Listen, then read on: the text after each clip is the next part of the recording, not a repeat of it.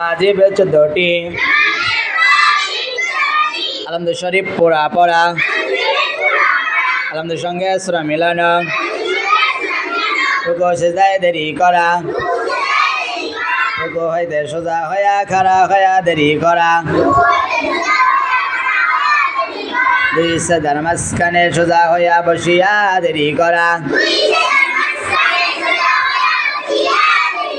দরমিয়ানি বৈঠক, দন বৈঠকে আত্তাহিয়াতু পড়া, ইমামের জন্য কিরাত আস্তে এবং জোরে পড়া, বিতিরের নামাজে দুআয়ে কুনুত পড়া,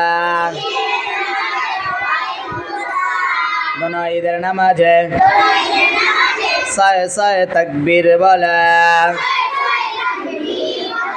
প্রত্যেক ফরজ নামাজে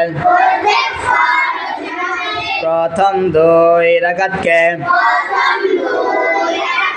রাতের জন্য নির্ধারিত করা, প্রত্যেক রাকাতের ফরজগুলির তারতিবে ঠিক রাখা, প্রত্যেক রাকাতের ওয়াজিবগুলির তারতিবে ঠিক রাখা। আসসালামু আলাইকুম বলিয়া নামাজ শেষ করা।